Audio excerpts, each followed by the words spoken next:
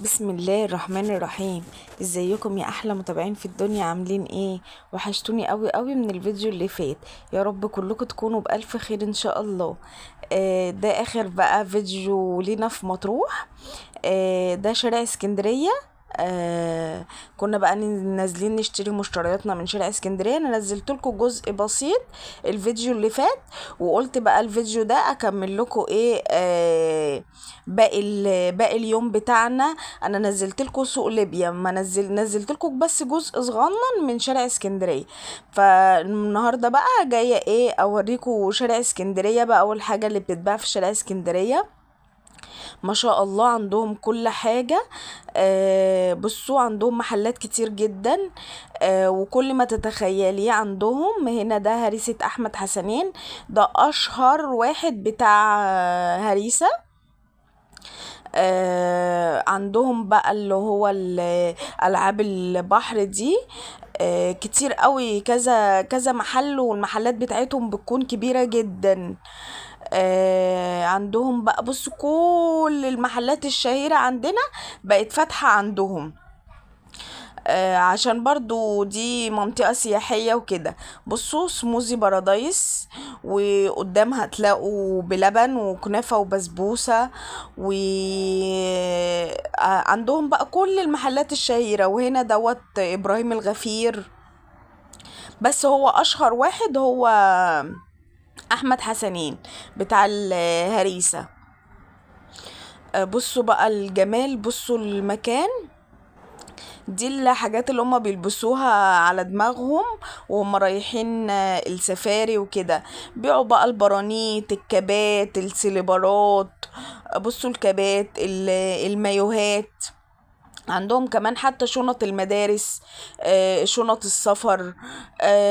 عندهم هدايا كتير جدا للأطفال وللأولاد. عندهم الاكسسوارات اللي هي الحاجات اللي انت بتشتريها هدايا، التوك.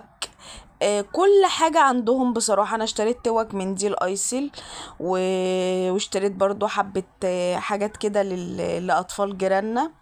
هنا بقى مجدي واخواته. الشارع ده كله بتوع السمك، مجدي واخواته وخالد واخواته. بصوا الشارع ده كله بتوع سمك. بس طبعا احنا كان الكلام دوت كانت الساعة حوالي 2 بالليل، فكان طبعا كل ده قافل. هنا هو بصوا ده خالد واخواته، وجنبه على طول مجدي واخواته. هنا بقى بتوع الخضار. بسم الله ما شاء الله على بتوع الخضار والفرش اللي بيفرشوه. يعني بسم الله ما شاء الله. واسعاره كمان، واسعاره زي عندنا بالظبط. يعني ما تشتريش خضار من هناك. انا اشتريت خضار من منطقتي، ورحت. ولما رحت لقيت الاسعار هي نفس اسعار عندنا. يعني ممكن يبقى فرق مثلا 2 جنيه، 3 جنيه في الحاجة. مش حوار خالص.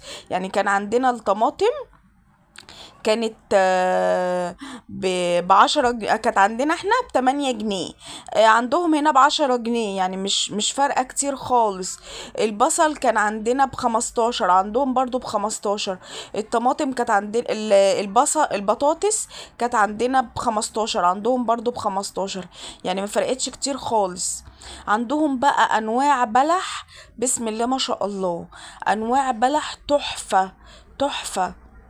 يعني البلح ده جميل جدا. البلح عندهم بيبقى بلح صحراوي، فالبلح عندهم بيطلع حاجة كده جميلة قوي. انا جبت من عندهم بلح. طبعا هوريكم دوت في فيديو المشتريات اللي جاي ان شاء الله. بصوا عطارة. بصوا ده جزارة مفتاح السيد. عطارة بقى. بصوا صبحي العطار ده. ما شاء الله على طول عنده موت. بصوا انا ما جبتش من عنده حاجة، بس انا حبيت اصور لكم ان كل لما اعدي من عنده الاقي عنده الزحمة دي. يعني انا حتى لو فكرت ان انا اشتري من عنده مش هعرف اقف في الزحمة دي. بصوا رقم تليفونهم اهو. وما شاء الله ما شاء الله. المكان دايما زحمة قوي. وجنبه مقلة النصر.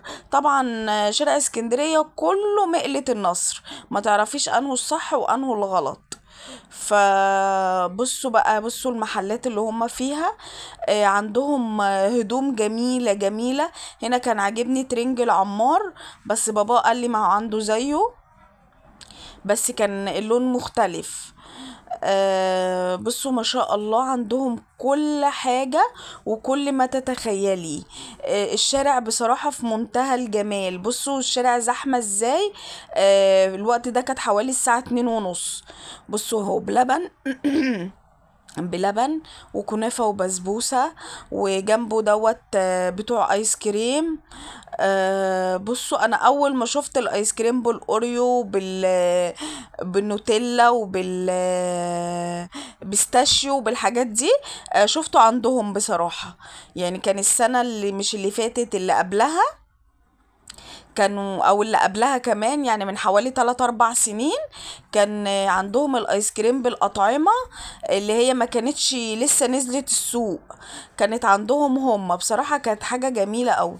هنا بقى خرجنا من شارع اسكندرية، ده الشراع، ده اسمه ميدان الشراع. هنا خرجنا كده من شارع اسكندرية. شارع اسكندرية ورانا على طول، هو شارع كده بتخرجي منه على الكورنيش على طول، دوت اسمها ميدان الشراع. هنا بقى بتخرجي على الكورنيش. هنا بقى بتاع ايس كريم كده كان عامل دعاية، وكان بيقعد يدوق الناس. اول ما شافني ان انا بصور، راح قعد يشاور لي تعالي صوري ايه جوه المحل. فرحت صورته جوه المحل، وعرضت برضو المنيو بتاعه، اللي هي الاعلان اللي هو عامله دوت بالاسعار بكل حاجة. هو اسعاره حلوة جدا، اسعاره مش غالية خالص.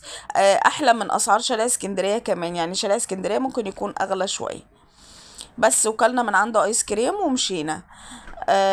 هنا جيلاتي موكا. وبصوا الدنيا زحمة ازاي، كانت حوالي الساعة 3. وبصوا الطفطف ده جميل. حماتي راحت ركبت الطفطف عشان احنا كنا لسه رايحين نشتري حاجات. طبعا كان معايا حماتي واخوات جوزي وكده، راحوا ركبوا هما الطفطف، واحنا كملنا عشان احنا كنا لسه رايحين نشتري حاجات. طبعا ده كان اخر يوم، واحنا كنا بنشتري بقى حاجات الفطار بتاعه الاتوبيس وكده. فكنا رايحين عند فتح الله علشان نشتري الجبن والحاجة اللي احنا هنشتريها. واشترينا طبعا الفينو والعيش والحاجات دي من شارع اسكندرية. وهنا بقى هو رحنا عند فتح الله، ده فتح الله ماركت اهو. رحنا عشان نشتري بقى الجبن والحاجات اللي احنا هنعمل منها السندوتشيت. ويتشوفوا بقى دلوقتي هنركب ايه. هنركب مواصلة جميلة قوي. والطفطف بتاعهم جميل جميل، انا ركبته كذا مرة. بصراحة جميل. بس المرة دي بقى مالك شبت في حاجة تانية خالص. بصوا الملاهي برضو دي، الملاهي دي كبيرة جدا، دي اكبر ملاهي تعتبر. وده جوزي اهو، اللي لابس اسود ده. وهنا اخويا ومالك ركبنا عربية حنطور، هما بيقولوا عليها عربية حنطور. اخويا ومامتي وجوزي ومالك. هو مالك اللي ركبنا العربية دي، رغم ان احنا قعدنا مستنيينها كتير قوي. مالك من اول ما رحنا مرسى مطروح وهو عمال يقول عايز اركب حنطور، عايز اركب حنطور. ومن كام يوم، يعني قبل ما نمشي بيوم او بيومين، قعد يعيط علشان خاطر عايز يركب حنطور، واحنا مش عايزين نركبه له عشان ما كناش بنروح في حتة بعيدة. فقلت له لما نروح شارع اسكندرية يا مالك هركبك الحنطور. فجي بقى اول ما جينا نقول شارع اسكندرية محدش جه معانا غير هو مالك. يعني كل الولاد قعدوا هناك، قالك احنا هنأجر عجل وهنقعد نلعب بالعجل. ومالك اللي قال لا انا هاجي معاكم. حتى ايسل سبتها برضو هناك كانت نايمة، سبتها نايمة. وعمار سبته مع ولاد عمه. ومالك هو اللي قال لي لا انا هاجي معاكي عشان عايز اركب الحنطور.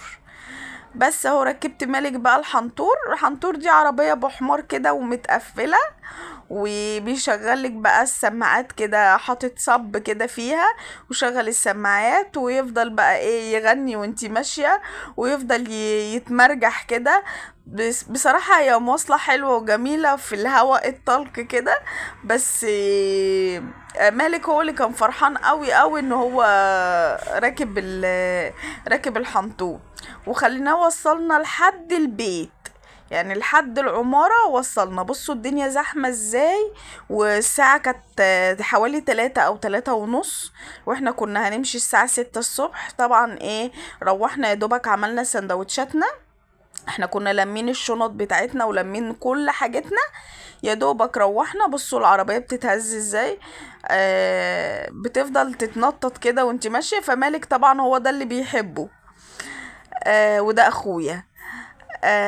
بصوا الدنيا زحمة قوي ازاي، زحمة جدا عند الكافيهات وعند الحاجات دي. بصوا الدنيا زحمة جدا، كل ده على الكورنيش. المهم يا دوبك روحنا، عملنا السندوتشات والشنط كنا مقفلينها، وكل واحد لابس الطقم اللي هو هيروح بيه، اللي هو هنركب بيه الاتوبيس وهنمشي وبس. ويا دوبك روحنا عملنا السندوتشات ولمينا شنطنا كده ونزلناها بقى عشان الاتوبيس جه الساعة 6:30. بس هنا دخلنا الشارع بتاعنا بقى. بصوا الشارع بتاعنا جميل ازاي، الشارع بتاعنا حيوي وجميل جدا. بصوا بتوع الخضار وبتوع الالعاب البحر وده فندق، وهنا العجل. وبصوا احنا اخر عمارة دي، العمارة اللي على الناصية دي. هنا اهو بقى نزلنا من الحنطور، وقدامنا اهو المطعم فول وطعمية وكده، ودي عمارتنا اهي. العيال بقى كلها كانت قاعدة اهي قدام العمارة زي ما انتوا شايفينهم. بس هنا بقى كان يومنا خلص كده، وكنا بنودع البحر بقى وبنقول له باي. هنا ركبنا الاتوبيس، اول بصوا النهار لسه بيبتدي يشقشق، وكنا راكبين الاتوبيس، كنا بنودع بقى البحر وبنقول له باي. بصوا مفيش اي حد خلاص. الساعة كانت 6:30 الصبح، كان كله بقى الناس نايمة، ويبتدوا بقى ايه يصحوا الساعة 8 9. بصوا الدنيا جميلة قوي قوي الصبح، والهوا جميل، هوا تحفة الصبح. هنا بقى خلاص كده الكورنيش بتاعنا خلص، ودخلنا هي منطقة الشراع دي، هيدخل بقى على شارع اسكندرية، ويخرج بقى على طول على الطريق برا. بس ده كان يومنا. وقولولي بتروحوا تصيفوا فين، وما تنسونيش بالاشتراك وباللايك بتاعكم يا حبايب قلبي، عشان انا بستنى اللايك بتاعكم وبستنى الكومنت بتاعكم الجميل. والسلام عليكم ورحمة الله وبركاته.